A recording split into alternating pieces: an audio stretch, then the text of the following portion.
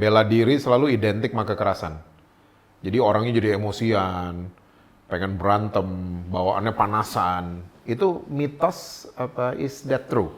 Pengaruh juga sih ya kalau nggak itu ya. Hah? Banyak yang seperti itu tuh yang baru belajar bela diri. Ketika dia udah mulai dia udah lama, itu dia akan kontrol. Kayak yang tadi kasus Ya. apa Ya, ATM ya, tadi, dia berantem ya. gitu. Lebih Bisa tenang, ngomong. lebih dia tenang. cuma senyum aja. Yes. Karena dia tahu imbasnya, impact-nya. Iya, iya. He aware, he's capable tuh kan. Iya. Kalau orang baru belajar ya seperti itu karena oh gue bisa nih gue ajar gitu. Nggak belum sampai ke arah sana. Iya. Makanya kalau di kelas saya tuh sebisa mungkin pada saat selesai latihan saya kasih bayangan, saya kasih misalkan saat teknik, teknik knife atau apa gitu, do it slow. Habis itu saya buat merem dia mas, merem dulu, do it slow pelan, apapun saya teriakin, saya maki-maki, habis itu saya suruh melek lagi, saya ngontrol adrenalin, si psikologisnya. Jadi kita berusaha semaksimal mungkin supaya praktisi kita bisa mengontrol emosionalnya. Wow, luar biasa. Memang susah, memang nggak bukan hal mudah ketika mereka cuma latihan seminggu sekali. Baik lagi kan ke harus mereka latih. Bisa karena terbiasa. Nggak ada yang bisa jago.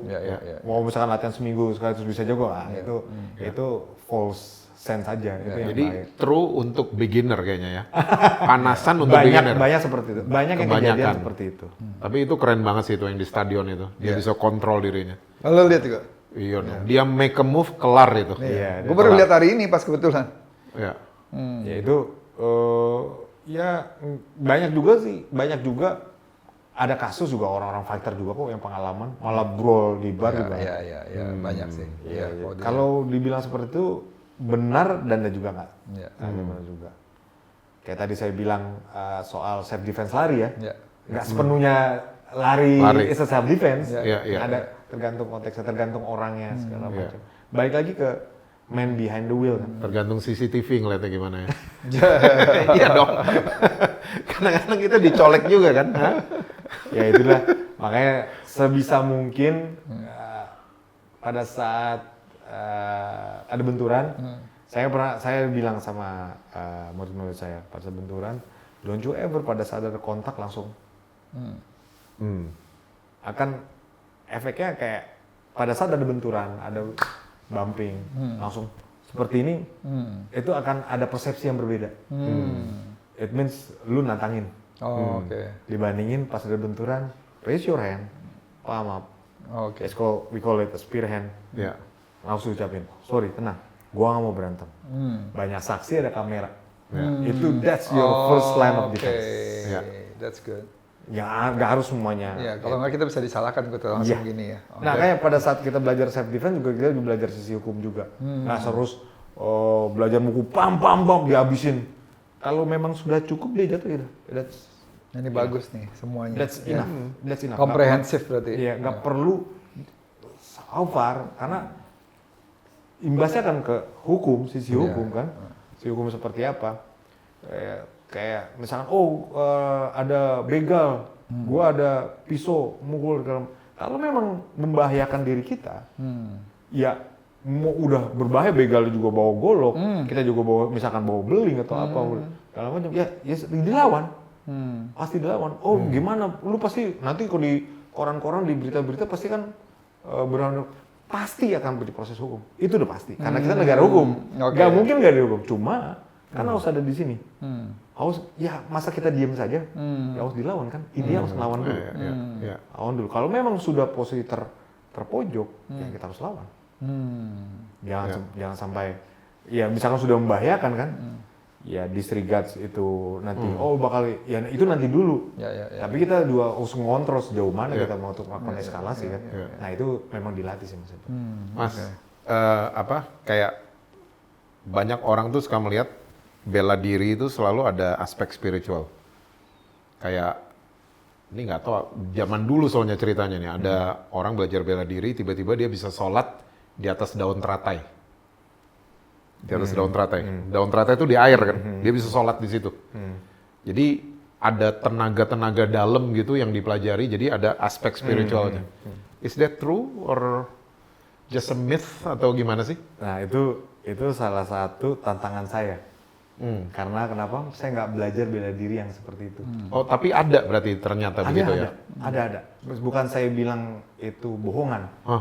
Ada memang. Ada yang seperti itu. Tapi bagi orang yang mempelajari dan percaya. Kalau yang mempelajari nggak percaya, nggak akan bisa. Kayak tenaga dalam, Iya, segala macam. yang bangau putih atau apa segala. Ya, banyak lah. Ya.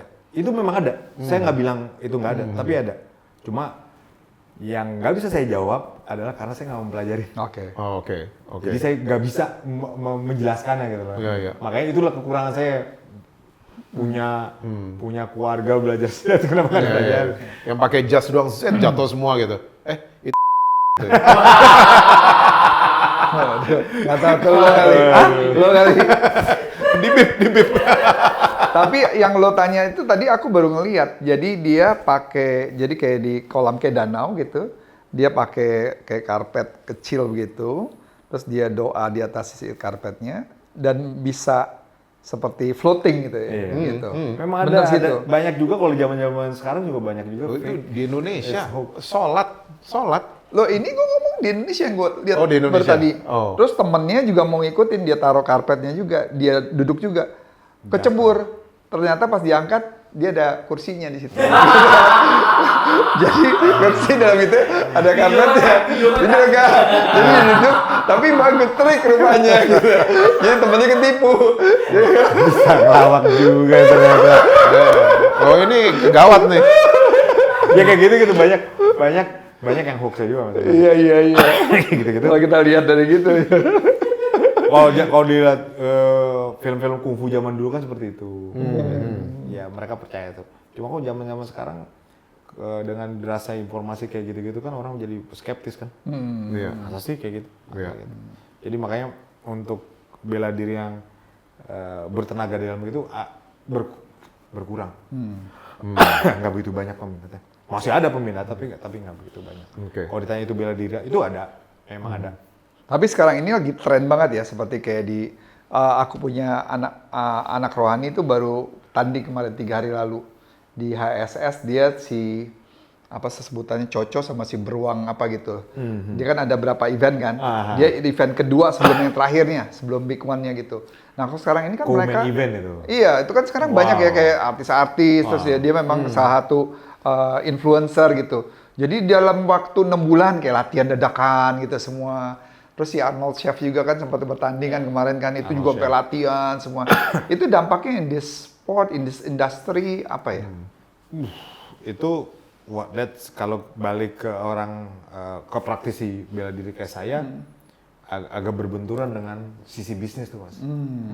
Sisi bisnis di mana orang yang baru berlatih misalkan 6 bulan langsung dipaksa tanding. Di mana badannya nggak well Itu bahaya nggak ya? conditioned. Kalau punya sisi resiko ada jelas.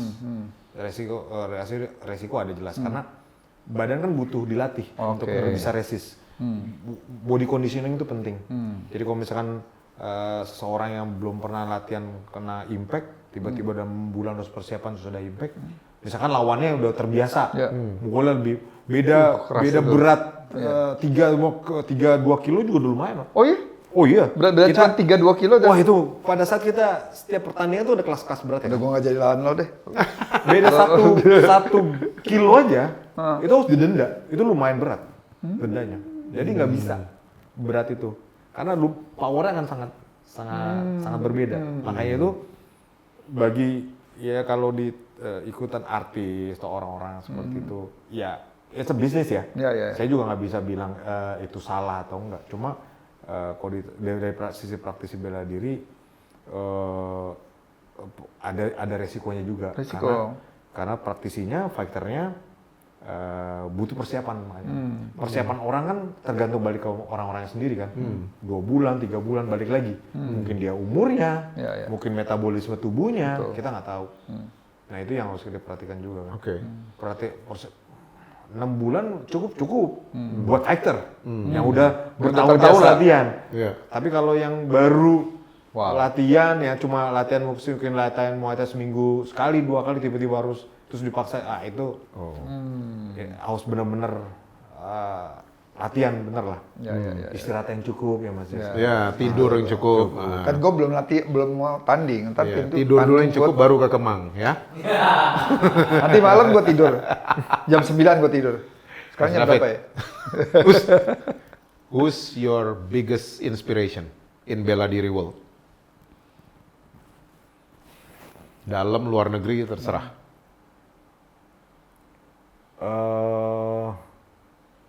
Yang saat ini itu my late guru saya Daido Juku Kudo Azuma Takashi. Orang Jepang? Ya orang Jepang. Pada saat beliau meninggal lumayan sedih juga saya. Makanya sempat istri saya, bokap aja meninggal bisa tenang, tapi karena di situ ada feeling sendiri ya. Karena saya juga latih di Jepang, dilatih sama beliau langsung, dites sama beliau langsung. Itu that kind of things yang emotional connection, emotional, segala macam. Karena dia bisa meramu di mana bela diri tradisional di Jepang ya Kyokushin itu menjadi lebih hybrid, lebih bisa memadukan dengan apa yang sekarang ini MMA gitu. Makanya akhirnya Daido Juku itu pelatih saya sendiri. Dan selain itu ya macam-macam bela diri ya, kayak Helio Gracie, bagaimana dia bisa belajar dari Kondekoma, terus juga dia belajar bisa terus ngolah bela diri Jiu-Jitsu dari kodokan judo itu jadi Brazilian Jiu-Jitsu itu that's something that's not easy one. Itu yang buat inspirational saya, yang makanya saya bilang learn, open mind, adapt, evaluate. Saya melihat sosok mereka lakukan kayak gitu. Karena kalau nggak seperti itu, nggak akan bisa berkembang. Karena mereka pun menerapkan walaupun ya berbeda dengan filosofi saya, tapi what they did, ya almost the same. So kalau Mas David bilang you still learning, siapa mentornya Mas David sekarang? Oh banyak. Banyak. Even murid saya juga mentor saya. Ketika saya lagi ini. Keren nih, keren. Ketika saya ngajar, saya juga belajar dari murid saya. Yes. Itu selalu seperti itu karena ada suatu saat di mana pada saat saya ngasih teknik, Mas, ini teknik gue pernah nyoba nggak bisa. Ada nggak coba? Kalau memang nggak bisa, saya selalu nggak pernah bilang I'm a master, gue tahu semuanya enggak. Oh iya segala macam. Saya akan tanya guru saya semuanya, apakah memang saya salah memberikan teknik yang salah, atau memang tekniknya harus di refining. Makanya saya buat video kirimin, enggak seperti itu. Makanya saya bahaya sekali ketika ada, bukan maksudnya salah ya Mas Edward, Mas Desi, ada orang kalimat master itu, kalau bagi saya pribadi merasa bahaya aja. Ketika ada kalimat master itu akhirnya ngebuat kayak gue udah tahu semuanya. Itu yang feeling yang saya takutin. Makanya saya bilang I'm still learning. Karena aku ngeliat itu memang values yang kamu hidupin. Learn sama open mind. Open mind kan jadi you can even learn from your students kan. Gitu. Yes. Gitu, karena pada saat kita ngajar pun saya juga belajar. Makanya belajar ngajar. Keren. Makanya kalau dari sisi kita, seorang instruktur itu bukan levelingnya intermediate combative, advanced combative selesai, dapetin secara teori udah selesai, oke. Lulus jadi instruktur. Ada sisi yang lain yang saya lihat juga. Kalau bahasa saya ada 3 aspek yang saya lihat. Jadi musuh, jadi jagoan, jadi penonton. Musuh, jadi jagoan, penonton. Karena saya bilang jadi jagoan. Itu jadi jagoan, dia tahu tekniknya. They can execute the technique correctly. Mukul, kuncian, doing ambar, doing choke, anything, defense segala macam, dia bisa. Itu jagoan. Jadi musuh tahu rasanya dicekek, tahu rasanya dikunci, tahu rasanya dipukul. Ini pukul rasanya seperti ini. Tahu, dicekekan gini. Jadi penonton dia lihat, enggak itu tekniknya salah. Oh my goodness, bagus banget. Ini enggak, nih kuncian ini enggak bakal dapat. Gue tahu. Kayak saya ngesuasit kan, nggak bakal dapat, dia pasti akan keluar. 3 aspek itu lu boleh jadi instruktur. Gila. Wow, Yeah, that's so good. good. Zoom in, zoom out. Iya. Kalau dia belum bisa seperti itu, terus dia mau ngajar, baru bisa ngerjain tekniknya doang. Saya pribadi ngeliat, misalkan dia bisa teknik mukul segala macam. Oke, lu jadi instruktur. Tapi belum melihat dari coba mirroring kan, itu kan mirroring kan kita ngelihat. Oh, gue salah nih. Nah, itu kan that kind of feeling yang knowledge yang di luar dari itu kan yang harus bisa dikuasain juga. 3 aspek itu ketika bisa you can do transfer knowledge. Gila, itu bagus. Transferring knowledge. Kalau belum bisa itu saya bilang don't do transfer knowledge. Akan salah. Ya. Akan salah jadinya bahaya ketika kita memberikan materi salah. Iya. Seluruhnya kan turun salah kan. Salah. Iya, betul. Itu yang saya sendiri masih takut kadang-kadang. Oh iya ya, wah salah nih. Oke. Saya harus benerin lagi. Pada satu dulu latihan kapal Pramago, latihan defense. Pada saat saya latihan knife fighting, it's not defense, it's no offense.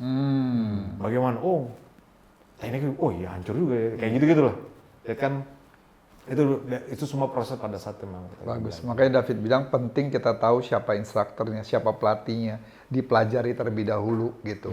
Yes. Diulik gitu. Karena itu penting. Harus tahu jadi musuh, jadi penonton, dan juga jadi jagoan. Lu jadi musuh aja ya. Iya, ngerasain. Iya.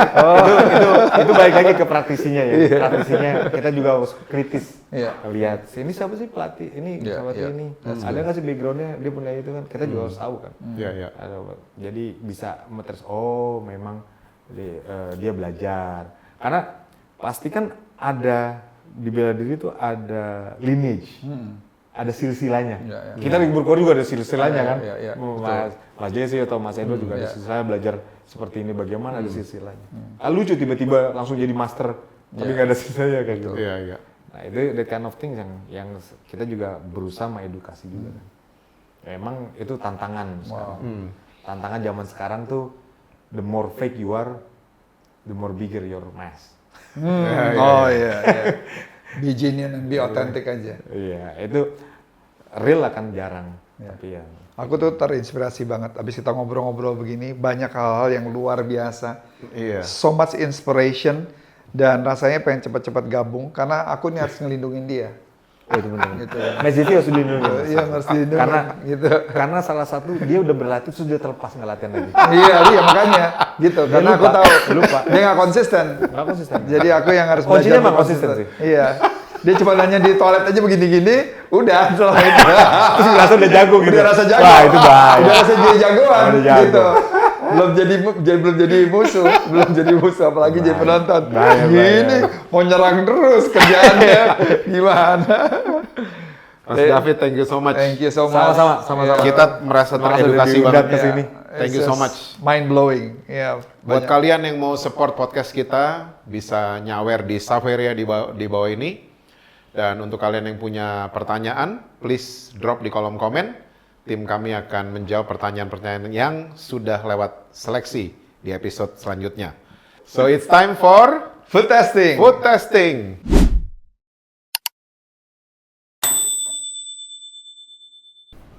Still in Lemo Beach dari Sanur Beach di Bali.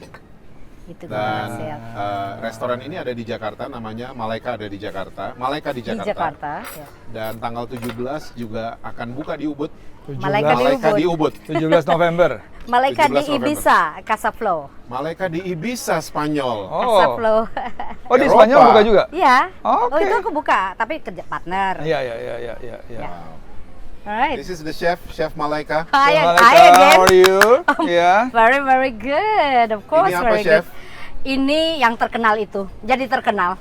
Oke. Gara-gara kamu juga kayaknya deh. Ini Apa nih ingredientnya? fermented cheese, cheese coconut cheese and blueberry, no sugar of course. No manisnya dari? Manisnya dari fermentationnya. Jadi Oke. ketika kelapa muda difermentasi, dia akan masih ada tinggal manis, tapi tidak stabil manisnya. Lagi lebih manis, kurang Oke. manis. Iya. Blueberry-nya ini blueberry juga difermentasi. Ini raw. Oke. Di bawahnya pecan. Pecan. Sama ya, pecan. Kacang-kacangan, bukan kacang lah, nut itu sejenis nut tapi bukan peanut. Ya. Oke. Almond crush sih sebenarnya Dan yang paling ini dominan. non-bake ya? Non-bake. Non-bake. Yang tengahnya? Di tengahnya ini itu dia. coconut cheese. Coconut cheese. Wow. Kita coba? Yuk. Alright. Yuk. Tadi waktu dipotong pertamanya juga sensasinya luar biasa ya. Karena pisaunya di torch dulu ya. Tas dulu. Oke, saya ambilkan peanut butter lagi satu ya. Oke, look at this. If you can see this. Nah ini karena di torch tadi ya, jadi dia rapi. Jadi nggak ada bulunya katanya. Nggak ada bulunya. Ini harus dicoba juga. Oh, Buka ini apa deh. coconut ya? Buka. Jadi ya ini coconut silk. Nah, lihat ini coconut silk itu kenapa silk? Karena halus, bukan jelly. Oke. Since we understand the coconut water, yang air kelapa itu ada gulanya, biarpun gula alam, spike your insulin tuh. Jadi kami fermentasi air kelapa muda dengan memasukkan algae, red algae, ganggang merah di dalamnya. Rahasia aku terbongkar dong. Sama konjak, bukan konyak, Ya, konjak. Biar ada fiber yang bagus sehingga untuk orang diet cukup makan ini aja cukup gitu ya. So. Boleh di spoon, coba di spoon lihat silkinya. Luar biasa benar-benar silkinya. Peanut butter slice ya. Coconut silk. Ya bener silky kan? Ya. Coba, masih Super rasa silky. kelapanya? Ada masih manis sedikit? Enak. Ya. Wih, seger banget ya. Ya, jadi orang diet jadi biar nggak. Kan orang keto nggak boleh coconut water, right? Iya. Ya, So ya. instead of that, ini boleh. 0,7% clinical study masih ada fruktosanya sedikit. 0,7 per serving.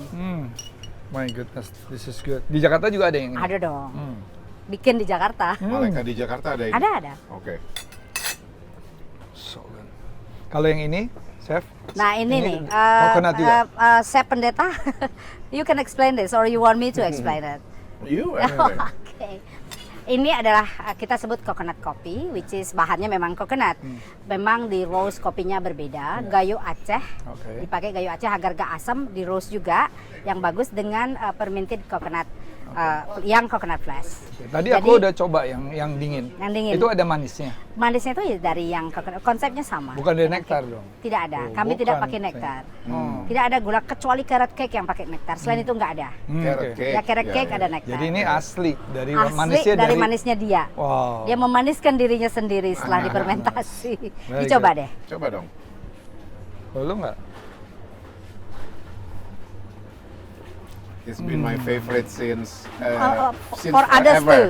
For others too. It's become now because we Sensasinya have beda a, ya, yang dingin sama yang panas. yeah, we have a limited, limited of the Wah, coconut gila, coffee. enak banget nih kalau minum itu juga. Kalau Makan pertama-tama dijual namanya coconut cappuccino. coconut cappuccino. Oh my goodness. This is very good. Thank you. Authentic How banget. many years now ya? It's about almost, Almost, 10. I think almost 10 years. more. When I Almost. produced them, 16. Oh yeah. 16 years. 16? 16 years, but still limited.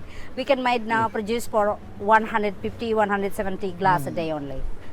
Because of the tukang panjatnya setengah mati susah.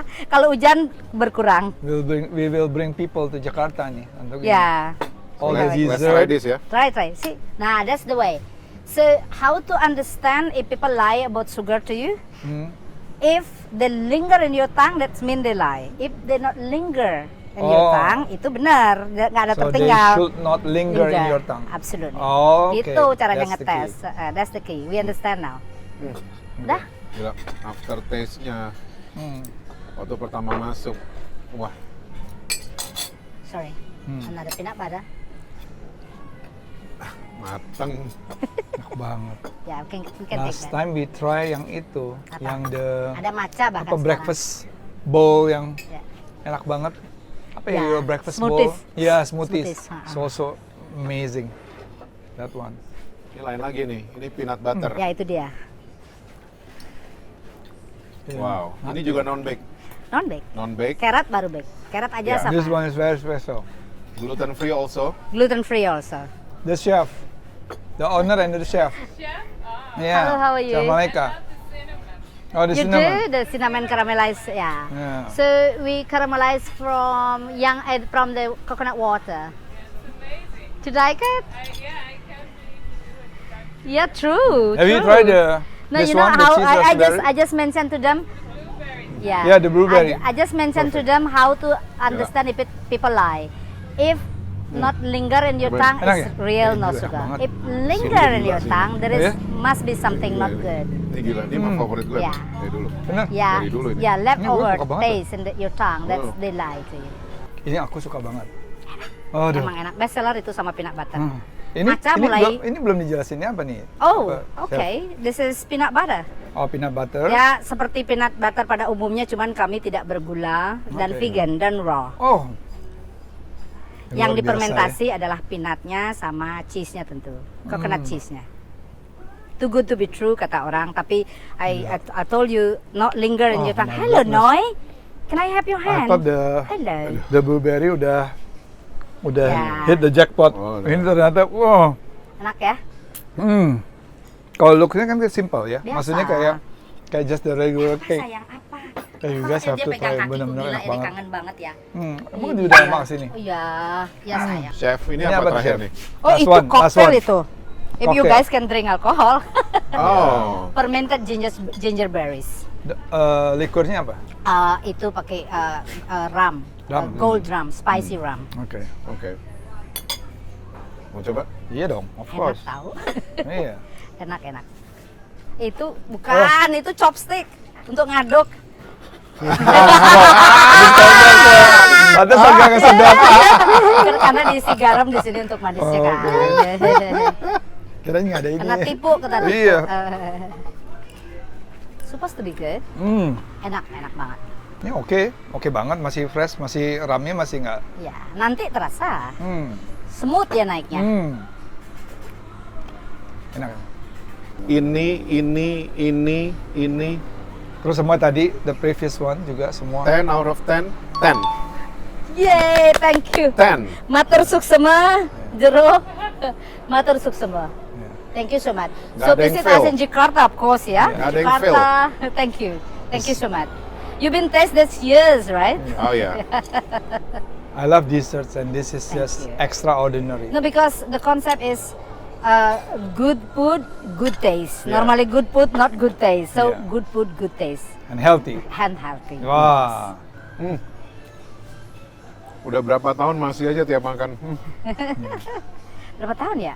10 ya? Almost 10 years, ya, almost 10 years. ya. Oke guys, Alright, kesini guys. aja ya. Daripada ngiler lihat kita makan. Di Oke? Lemo Beach. Lemo Beach, Sanur Beach, Bali. With Chef Malaika.